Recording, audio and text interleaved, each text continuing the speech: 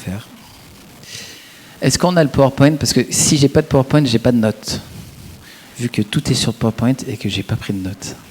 On est dans une série sur le livre de l'Apocalypse depuis quelques semaines. Et on fait cette série, on arrive aujourd'hui au chapitre 3. Et on va lire les 6 premiers versets du chapitre 3. Et dans ce chapitre, Jésus parle à la 5e église qu'on a pu voir. Donc on a vu Éphèse, Smyrne, Pergame, Thyatire. Et on va voir maintenant Sardes, l'église de Sardes. L'église de l'Apocalypse, le livre de l'Apocalypse a été écrit à 7 églises qui existaient du temps de l'apôtre Jean. Il était exilé sur l'île de Patmos. Et de son île, il a reçu une révélation pour ces 7 églises qui existaient à l'époque. On peut mettre sur le prochain diapo justement les 7 églises pour peut-être aider. Donc voilà, là on a Jean qui était là, Éphèse, Smyrne, Pergame, Thyatire, et on arrive à Sardes. Et donc le livre, il fait un enchaînement de lettres qui va suivre ce chemin qui suit en fait des routes romaines. C'est assez intéressant. Et donc l'église de Sardes qui est là, vous voyez, elle est moins proche de la mer Égée que toutes ces villes qui sont là. Elle est plus dans les terres. Et c'est une ville qui avait eu un passé très glorieux. Un passé très glorieux. On peut mettre les diapos. Voilà. On a quelques traces comme ça, historiques, archéologiques, de ce qui s'est passé à Sardes. Et ça, c'est pas la période du tout la plus glorieuse. Ça, ce n'est que la période romaine. En fait, la période romaine, c'est le début du déclin. Et tu peux encore aller au prochain diapo. En fait, ce qu'on apprend, et donc je me base toujours un peu sur les éléments du commentaire de Sylvain Romerowski, que je vous encourage à lire si vous pouvez, c'est que c'était une ville qui était réputée imprenable. Alors, il faut imaginer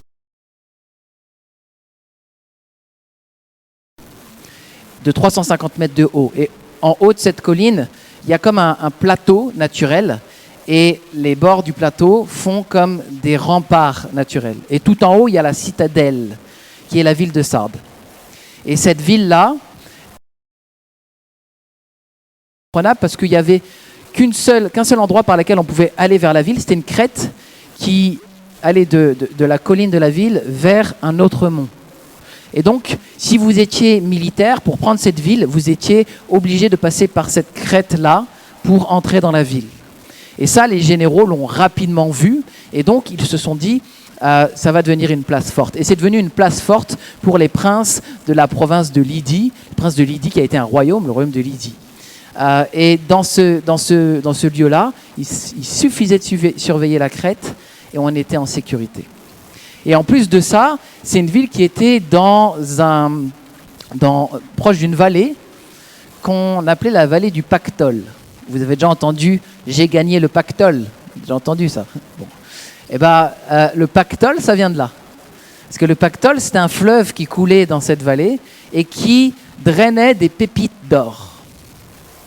Et donc, il y avait, en fait, en tout cas les auteurs antiques disent ça, que la ville de Sardes s'était énormément enrichie grâce à l'or du Pactole. Donc vous savez aujourd'hui d'où vient le mot, vous pourrez l'utiliser. Et donc, ils avaient eu un méga pactole. Okay? Donc c'était une ville militaire importante et une ville financièrement importante. Mais 2 fois, cette ville, elle va être malgré tout prise. Alors, elle a été prise plus de 2 fois. Mais 2 fois où la ville ne voulait pas vraiment pas être prise, elle a quand même été prise. Parce que sous Alexandre le Grand, elle a été effectivement conquise aussi, mais ils se sont rendus. C'était trop compliqué de lutter contre Alexandre. Mais par exemple, en 549, avant Jésus, on avait un soldat de Cyrus, qui était roi des Perses et des Mèdes, qui avait réussi à entrer par une des failles qu'il y avait dans la paroi naturelle. Et un peu plus tard, les armées d'Antiochus III ont aussi réussi à entrer par une faille. Et il y avait un soldat qui avait réussi à entrer dans la ville de nuit. Et plus précisément, il est entré par un endroit qui n'était pas surveillé. Parce qu'on concentrait toute notre attention sur cette crête par laquelle l'ennemi pouvait venir. Et donc, on ne surveillait pas cet endroit. Et donc, plusieurs fois, la ville a été prise comme ça, de manière inattendue. Et puis, comme vous pouvez voir écrit, en 190, le royaume de Pergame a pris la ville, puis après, en 133 avant Jésus, c'est les Romains qui se sont installés. Et à partir de là, il y a eu un déclin progressif. Alors je vais lire ce que Sylvain Romerowski, encore à la diapo suivante, dit. Il dit « À l'époque où Jean rédige l'Apocalypse, la ville de Sardes est l'héritière d'un passé glorieux dont il ne reste rien. Elle avait été au IVe siècle avant Jésus-Christ une grande cité, la capitale d'un royaume puissant qui avait fait trembler les Grecs, le royaume de Lydie. Sous l'Empire perse, elle avait conservé un rôle important comme siège du gouverneur. Les Romains sont arrivés, et ils sont arrivés avec leur culte, avec leur dieu. Et le dieu de la ville de Sardes, c'est Cybèle. Cybèle, c'est une déesse, pour être précis. Et elle a été assimilée à d'autres déesses connues comme Astarté, par exemple, ou Allat, la déesse qu'il y avait en Arabie pré-islamique. Et on peut mettre Cybèle, si tu veux, sur son char. Et Cybèle, c'était sur la diapo, il y a une petite représentation. Cybèle, c'est la déesse de la nature, et en fait, elle a autorité sur les fontaines, sur les rivières, et c'est aussi la déesse de la fécondité.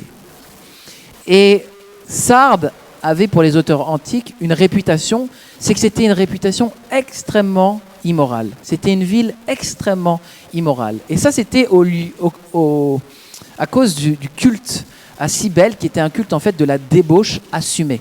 C'était un hédonisme de tous les plaisirs. Et donc on a une église qui est positionnée dans cette ville avec un passé glorieux qui a décliné et avec une adoration à une fausse déesse qui est une déesse de la débauche.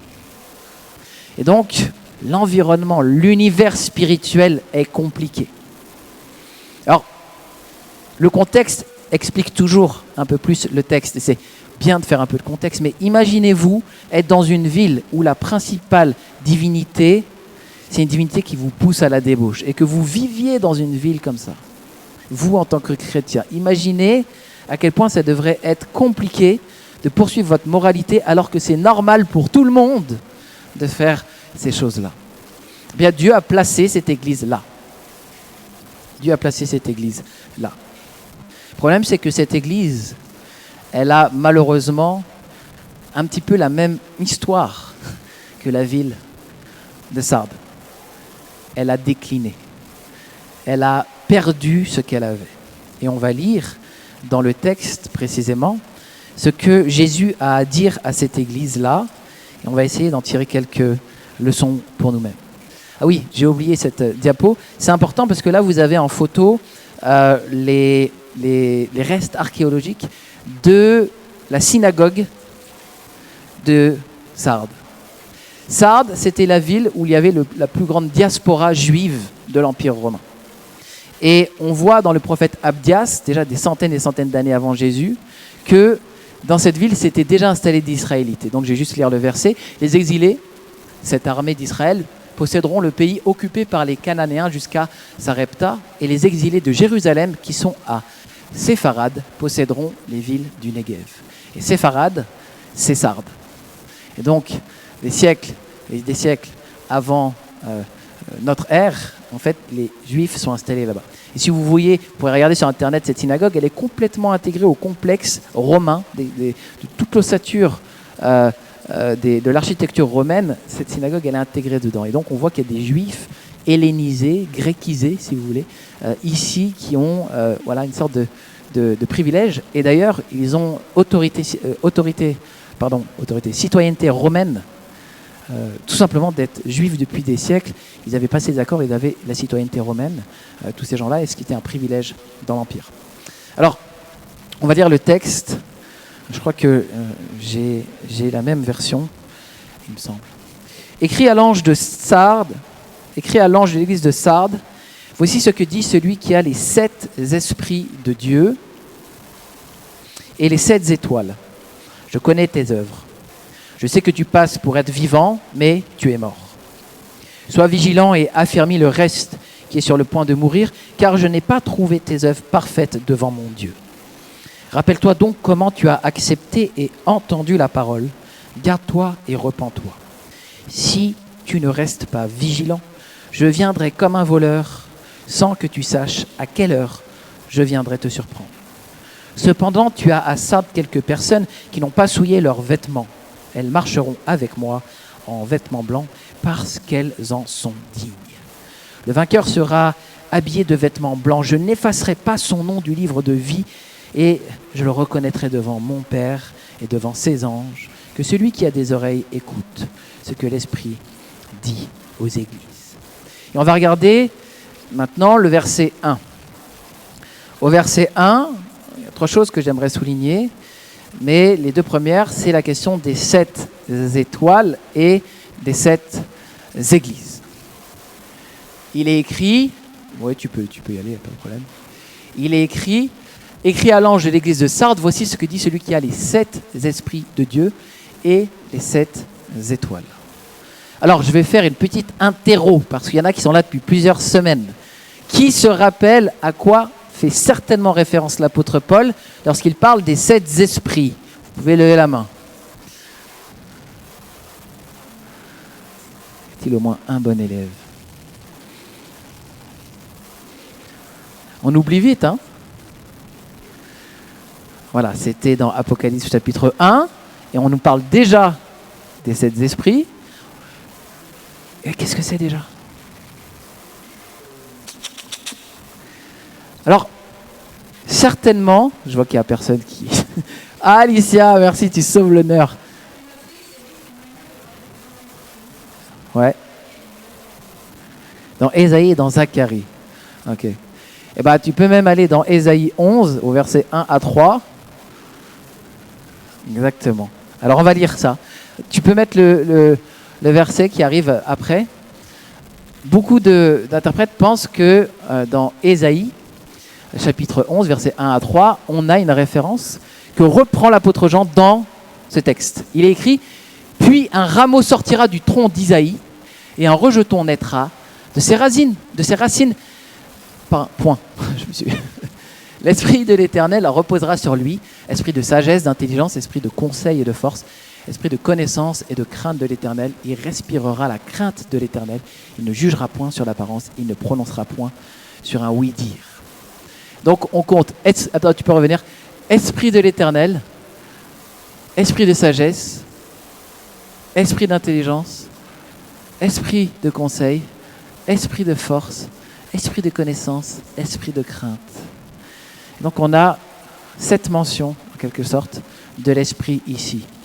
Et c'est intéressant parce que dans la compréhension biblique des choses, le chiffre 7 est le chiffre de la perfection. Avoir les 7 esprits, c'est avoir l'esprit de la manière la plus parfaite. Et on voit cette perfection au travers les attributs qui sont donnés ici. Intelligence, sagesse, force, conseil, crainte de l'Éternel. Et j'étais content d'entendre François parler de la crainte, beaucoup dans ce qu'il disait.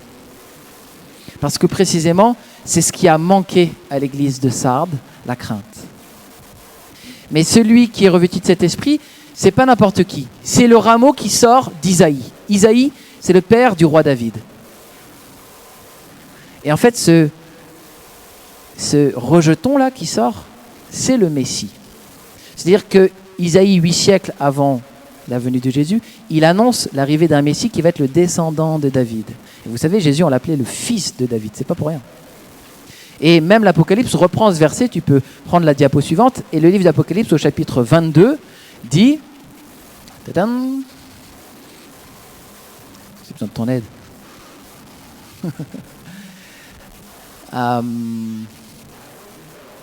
Plus bas, plus haut. J'y étais déjà, c'est ça? Ah, je suis désolé. Moi, Jésus, j'ai envoyé mon ange pour vous attester ces choses dans les églises. Je suis le rejeton de la racine de David et son descendant, l'étoile brillante du matin. Et donc, Jésus, il confirme. C'est moi, celui dont parle Isaïe. Et celui dont parle Isaïe, il a l'esprit de Dieu à la perfection. Et s'il a l'esprit de Dieu à la perfection, le texte disait qu'il ne juge pas sur un oui-dire et qu'il ne juge pas selon les apparences. Donc celui qui est en train de parler à l'église de Sardes, il est équipé pour dire à cette église la vérité. Comme l'a encore dit François tout à l'heure dans son texte, il sonde les reins et les cœurs. C'est une expression qui est reprise dans le livre de l'Apocalypse et que l'Éternel s'attribuait dans l'Ancien Testament. Il sonde les reins et les cœurs. celui qui parle à Sardes a les 7 esprits. Il voit au fond de ce qui se passe dans cette église. Il ne juge pas aux apparences. C'est le Messie promis et annoncé. Et il y a évidemment la question des 7 étoiles. Alors, même question. Que sont les 7 étoiles? Qui se rappelle? Alicia, tu n'as pas le droit de répondre. Vous vous rappelez? Les 7 étoiles? Soyez pas timide, hein.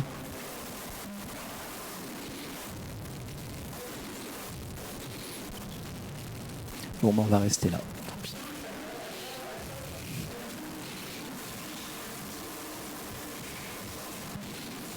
Allez, je suis sûr qu'il y en a quelqu'un qui sait. Non? Vous ne rappelez pas? Qui? Quoi? On a... Merci, quelqu'un qui a ouvert sa Bible. Bon réflexe. Donc, en fait, on a 7 églises auxquelles le livre est prophétisé, annoncé. Ces 7 églises, elles sont symbolisées par des chandeliers dans le chapitre 1. Et au milieu de ces 7 églises, il y a un gardien, un ange à chaque église. Et les étoiles, c'est le symbole de ces 7 anges. Dans le chapitre 1, il est dit que Jésus tient dans sa main les 7 étoiles. Et au chapitre 2, il vous dit, je crois que c'est au chapitre 2, les étoiles sont les anges des 7 églises. Autrement dit, là, Jésus est en train de dire, moi, je suis équipé, j'ai les 7 esprits pour juger ce qui se passe dans ces églises, et en plus, je suis légitime pour le faire parce qu'elles sont dans ma main, et je vais parler à l'ange, au gardien, au responsable de cette église. Et c'est intéressant que les 7 étoiles soient dans la main droite de Jésus. Parce que Jésus, à la fois, il protège les gardiens, les responsables des églises, mais c'est aussi celui qui peut les briser. Il peut les offrir à son Père, mais il peut aussi les juger. Et je crois que pour une église... Non, attends, tu peux rester. Je crois que... je dis ça, tu pouvais... Bon, bref. Parce que j'avais mis les versets, donc tu peux finalement descendre un peu plus. Désolé pour aujourd'hui, pour la technique. Je crois que c'est très important de se rendre compte que Jésus, c'est effectivement celui dont on doit avoir crainte. Il peut te protéger, mais il peut te juger. Et tout ce qui va être dit dans l'église de Sardes, en fait, ce sont des avertissements pour nous. Ce sont vraiment des avertissements pour nous, et il va falloir qu'on écoute vraiment ces avertissements. Dans le texte, il est écrit « Tu passes pour être vivant, mais tu es mort ».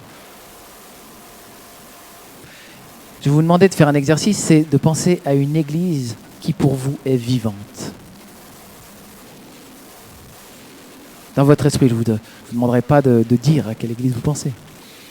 Une église qui pour vous est vraiment vivante. Okay. Elle a une belle réputation, c'est une église super. Et imaginez maintenant que Jésus revienne, avant son vrai retour, et qu'il passe à la télé ou sur une chaîne YouTube, et qui juste il déclare, vous voyez tous cette église-là qui passe pour être vivant, elle est morte. On croirait qu'elle est vivante, mais en vrai elle est morte. En fait, ça ferait peur un peu d'entendre ça. Ça nous ébranlerait dans notre foi. Vous croyez que cette église, elle est vivante? Elle a une super louange. En fait, elle est morte. Ben, c'est ce que Jésus est en train de faire. Il est en train de faire ça. L'église de Sardes, toutes les autres églises même, vont recevoir la même lettre. Thyatire, Smyrne, Pergame, vous savez quoi? L'église de Sardes, elle passe pour être vivante, mais elle est morte en fait. C'est la honte. Et moi, ça me perturbe.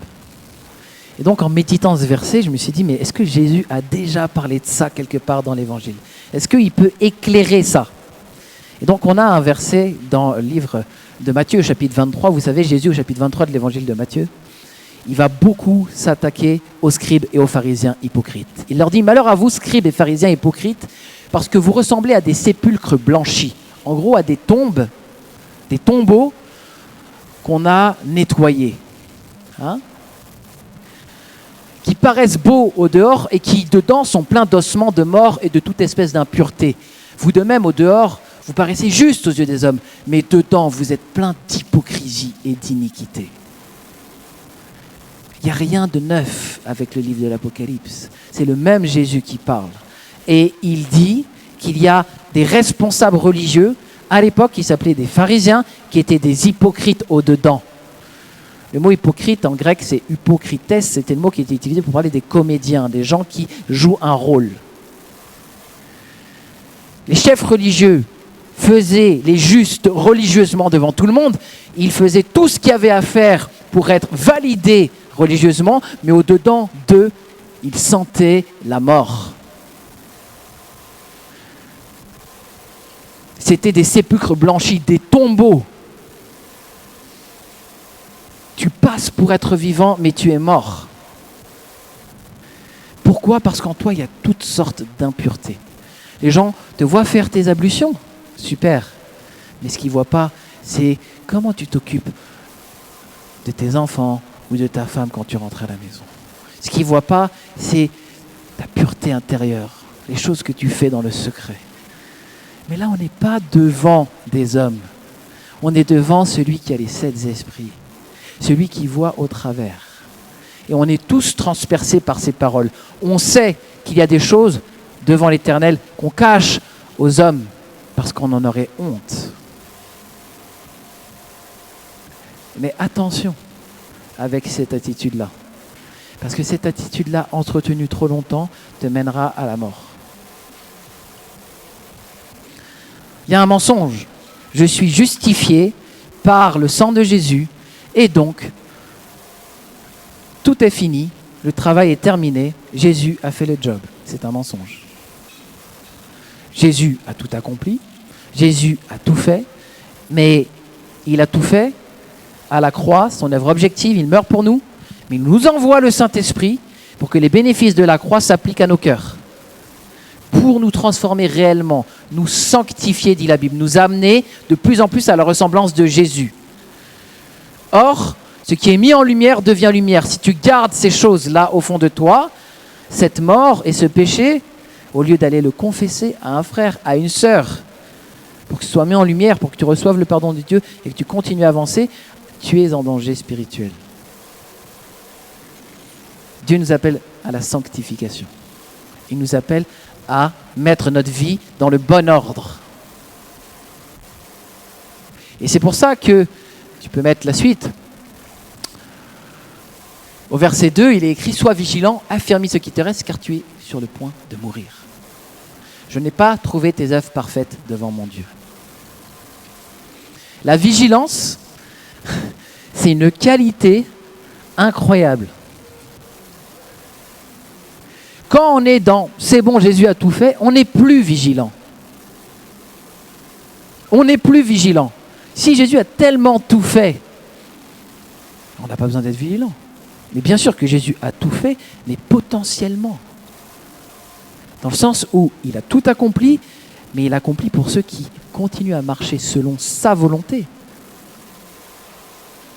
On ne s'est pas repenti pour commencer à vivre une vie de péché. On s'est repenti pour vivre une vie de sainteté. La liberté des enfants de Dieu, c'est la sainteté. Ce que ne savent pas faire les gens qui n'ont pas l'Esprit Saint, c'est la sainteté. Notre liberté, c'est de savoir être et vivre la sainteté avec l'aide du Saint-Esprit. La liberté, ce n'est pas la tolérance au mal et au péché. Le libertinisme et la liberté, c'est deux choses différentes. L'une est la torsion de l'autre. Et dans nos esprits, parfois, on bug par rapport à ça. Et, bien entendu, attends, tu peux juste revenir pour que je prenne mes repères. Je n'ai pas trouvé tes œuvres parfaites devant mon Dieu. Moi, je peux vous faire croire que je suis parfait devant Dieu. Peut-être pas. Ma femme, encore moins. Okay. Mais devant Dieu, je ne peux rien faire croire. Vous savez, moi, quand le soir je rentre dans la présence de Dieu et que je prie, souvent je pleure. Souvent j'ai honte. Parce que j'ai pas besoin de feinter Dieu, il sait. Il sait de quoi mon cœur est fait. Et c'est ça. C'est là où il y a le changement. C'est à cet endroit où on est transformé. C'est pas dans les apparences, c'est pas dans l'hypocrisie.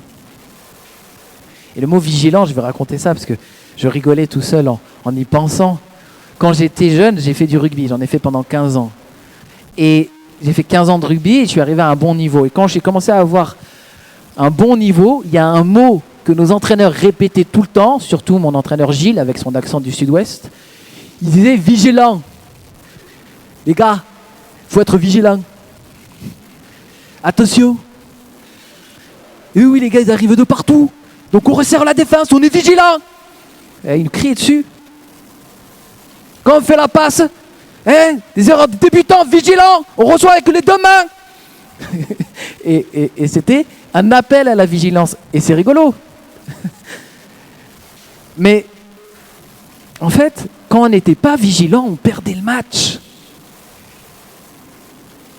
Quand on n'était pas vigilant, on pouvait même perdre une dent ou se casser une côte. Quand on n'était pas vigilant, on perdait le combat. Quand on n'est pas vigilant dans notre foi, on peut perdre la foi. On peut s'éteindre. On peut perdre notre amour. On peut perdre notre zèle. On peut perdre notre conviction. On peut perdre notre louange. On peut perdre notre sainteté. Et vous savez, plus je montais en niveau et plus la discipline devenait importante.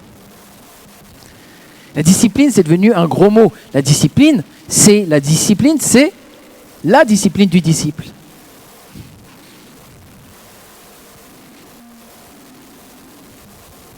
Tout a été fait selon un ordre. L'ordre de la création, le but de la création, le but de toute chose, c'est Dieu. Et la discipline, c'est quoi ? C'est de mettre toute sa vie en ordre selon ce but. C'est très simple. Est-ce que ta vie de prière est en ordre ? Parce que ton but, c'est la béatitude avec Dieu. Est-ce que ta vie de lecture de la parole est en ordre ? Pourquoi ? Parce que c'est ton pain de vie. Pas parce que c'est obligé, pas parce que c'est religieux, pas parce que tu notes des points ou que tu gagnes des points pour le paradis. Non, parce qu'il a donné cette parole comme une nourriture pour ton âme, pour que tu connaisses Dieu. Est-ce que ta vie est en ordre dans ces choses ? Est-ce que c'est une priorité dans ta semaine ? Et en plus, on ne se rend pas compte, c'est une grâce. Avoir la Bible tout entière dans un livre, à 1,90 €. Je fais pas de pub, hein. Quels chrétiens dans les générations passées ont connu ça ? On a des masters en communication et on n'a pas lu la Bible en entier. On ne prend pas le temps de comprendre la parole de Dieu qui est un pain de vie spirituelle pour nos âmes. Et après, on s'étonne qu'on a une vie qui est un peu morte avec Dieu. Ben ouais. Moi, des fois, je suis triste parce qu'il y a presque tous les étudiants font ça. Quand ils ont des examens, ils ne viennent plus aux réunions de prière. Des fois même, ils ne viennent plus au culte. Pourquoi ? Parce que c'est trop important, il faut absolument que je révise, c'est bientôt. Les 2 heures qui sont là, sont extrêmement plus importantes. T'es sûr ? T'es vraiment sûr de ça ? T'as pas perdu 2 heures autre part à un moment donné dans ta semaine ? Sur les réseaux sociaux ou je ne sais quoi ? Que le moment de face à face avec Dieu, avec les frères et sœurs qui vont peut-être même prophétiser, ils vont te dire ton sujet d'examen. T'étais pas là. Vous croyez vraiment que c'est plus important ? Vraiment ? Évaluez vos habitudes. Depuis que je suis chrétien, je pense, ça fait 22 ans, une seule fois, j'ai raté un culte ou une réunion de prière pour des questions d'études. Une seule fois. J'ai pas foiré mes études.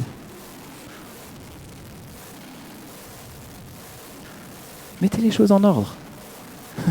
Dieu a les clés pour vos examens. Dieu a les clés pour votre couple. Dieu a les clés pour votre futur conjoint. Dieu a tout. Mais mettez votre vie en ordre.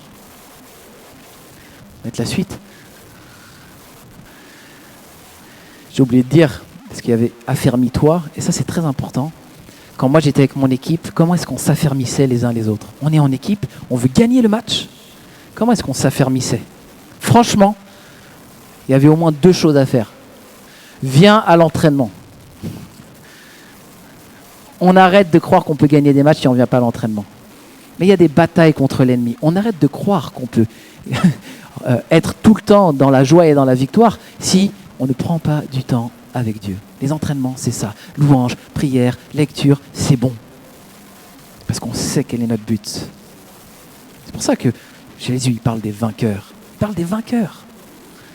Il parle de couronnes. Les couronnes, c'est ce qui était donné aux joueurs dans les Jeux Olympiques. Il fait une analogie pour que vous vous mettiez dans une logique de sportif, de combattant. Et on s'affermissait aussi par des encouragements. C'est bien, super passe, super crochet, bravo, etc. Oh punaise, le plaquage, tu lui as cassé les côtes. Bon, c'était comme ça un peu. Mais on s'encourageait. Et est-ce que nous, on s'encourage les uns les autres? Est-ce qu'on s'affermit? Est-ce que si tu vois ton frère, ta sœur qui n'est pas très bien, tu lui dis, viens, on va prier, viens cette semaine, on prend du temps ensemble. Est-ce qu'on s'affermit mutuellement? Ça, c'est notre responsabilité, parce qu'on est une seule et même équipe. Et en fait, je crois que j'ai eu beaucoup de chance d'avoir été formé dans un sport collectif avant de commencer l'église. Parce que j'ai tout de suite compris que c'était un sport d'équipe. J'ai tout de suite compris ça. J'ai besoin de tes paroles d'encouragement. J'ai besoin de ton don. J'ai besoin de ta guérison. J'ai besoin de ta parole de sagesse, ta parole de connaissance, de ta lecture. J'en ai besoin. Et j'aimerais vraiment qu'on comprenne ça à Lumière des Nations. On est comme une équipe. Chaque église locale, c'est une petite équipe du championnat de Dieu. Dans chaque équipe, on a besoin les uns des autres. Dans chaque équipe, on a le même but. On veut tous entrer dans la vie éternelle avec simplicité de cœur. On a tous le même but. On est tous dans la même équipe. Et franchement, je sais que depuis qu'il y a eu Covid, etc., on a mis des masques, on a fait moins le café à l'accueil, on s'est peut-être moins accueillis les uns chez les autres, on a perdu quelque chose de relationnel. Et je m'implique dedans. Et c'est dommage. Parce que dans ces choses, il y a beaucoup, beaucoup, beaucoup d'encouragement pour s'affermir. Est-ce que quand on se parle au nom de Dieu? Est-ce que quand on se parle juste du prochain barbecue? Ou est-ce qu'on se parle parce que Dieu a mis dans notre cœur quelque chose pour telle et telle personne? Cette semaine, je priais et j'ai pensé à toi. Et Dieu a mis sur mon cœur quelque chose pour toi, pour t'édifier, pour te bénir. Est-ce qu'on s'affermit les uns les autres? À Sardes, ils ont oublié de faire ça. On peut prendre la suite? Cependant, tu as à Sardes quelques personnes qui n'ont pas souillé leurs vêtements. Elles marcheront avec moi en vêtements blancs parce qu'elles en sont dignes. Vous imaginez ça? Marcher avec Jésus en vêtements blancs. Jésus est là, et on est autour de lui. Il nous a donné un vêtement magnifique, saint, parfait. Et alors qu'il va venir et qu'il va juger le monde, on ne sera pas de ceux-là qui sont là et qu'on va aller chercher parce qu'on sera en vêtements blancs. Et on va être à ses côtés pour juger ce qu'on a vu dans les semaines d'avant. Il va donner autorité sur les nations pour les frapper comme on frappe un vase d'argile avec un cep de fer. On va juger les anges. On va être en vêtements blancs avec lui, à ses côtés. Et il va marcher dans toute sa gloire. Et nous, on pourra marcher avec lui, parce qu'on a reçu ce vêtement de sainteté. C'est pas magnifique, c'est pas ce qu'on veut au fond de nous. Et donc, c'est maintenant que se joue ce que je suis en train de vous dire. Je ne suis pas en train de vous dire, dans toutes les œuvres dont j'ai parlé, fais ces œuvres pour avoir un vêtement blanc. C'est pas exactement ça. Tu peux prendre les versets qui viennent juste après. Voilà. Dans Thessaloniciens 5, 23, il est écrit que le Dieu de paix vous sanctifie lui-même. C'est Dieu qui le fait. Tout entier, et que votre être, l'esprit, l'âme et le corps soient conservés irrépréhensibles lors de l'avènement de notre Seigneur Jésus-Christ. Vous n'avez pas la force d'être pur. Mais si vous rentrez dans une communion réelle avec Dieu, par son esprit, il va changer vos cœurs. Il va changer vos habitudes et vos attitudes. Vous avez besoin de l'Esprit Saint. On a tous besoin de l'Esprit Saint. D'accord ? Donc la sanctification, c'est un processus où l'Esprit prend une grande part, la part principale, où nous nous soumettons au désir de l'Esprit, où nous écoutons ce que l'Esprit veut, où nous alignons nos pensées sur les pensées de l'Esprit. Et il est écrit, afin que vous soyez irréprochables et purs, des enfants de Dieu irrépréhensibles au milieu d'une génération perverse et corrompue, parmi laquelle vous brillez comme des flambeaux dans le monde. Vous imaginez ce que Dieu veut de nous, qu'on soit irréprochable et pur. Mais moi, je sais que je ne suis pas irréprochable et pur. Ouais, mais c'est ce que Dieu veut. Dieu le veut. Il le veut pour toi. Il le veut pour nous. Et de cette manière-là, par notre pureté, on va être comme des flambeaux qui brillent au milieu d'une génération perverse. L'église de Sardes, au milieu de cette ville, au culte à Cybèle, la débauche. Leur pureté à eux était un contraste incroyable, une blancheur dans les ténèbres. J'ai eu un ami qui est dans cette église d'ailleurs, qui m'a dit, la semaine dernière, mes collègues m'ont dit, on est sûr que tu es chrétien. Pourquoi ? Ah, je sais pas, ta joie, ta moralité. Et ils lui ont parlé de ça. C'est quand même beau ça. Par la manière dont il se comportait avec les autres, les gens ont dit, toi t'es chrétien. Donc ce que dit Jésus se réalise. Hein ? Au milieu d'une génération perverse, notre pureté, en fait, est un témoignage. Et donc, ta pureté, elle ne concerne pas que toi et ton salut, ou que toi et ton bonheur, elle concerne le salut des autres. Tu es responsable pour toi, mais pour ceux qui t'entourent. C'est d'abord vrai dans l'église. Quand je vois quelqu'un de magnifiquement plus pur sur un domaine que moi et que je le regarde, je me dis « Waouh, moi je veux ça ». Donc c'est bon que cette personne ait ce comportement. Mais par rapport, imaginez, parfois dans les milieux dans lesquels on peut être dans la vie, où les gens n'ont aucune envie de plaire à Dieu, ils font n'importe quoi, à un moment donné, ils peuvent être juste choqués. Et vous avez certainement eu des occasions comme ça d'être choquants par votre moralité, votre décision. Tout le monde va faire ça, et vous non. Et peut-être que c'est dur pour vous, mais en fait ça, c'est pour le salut de ceux qui sont perdus. Et ça nous aide en fait à tenir, parce que parfois c'est difficile de faire ces choix-là pour Dieu. Mais en fait ça nous aide. C'est pas que pour moi, c'est pour le salut de ceux qui regardent. Verset d'après, il est écrit, le vainqueur sera habillé de vêtements blancs, je n'effacerai pas son nom du livre de vie, et je le reconnaîtrai devant mon Père et devant ses anges. Est-ce que quelqu'un a un avis sur ce qu'est ce livre de vie ? Interro. Non, question. Qui pense savoir ce que c'est, le livre de vie ?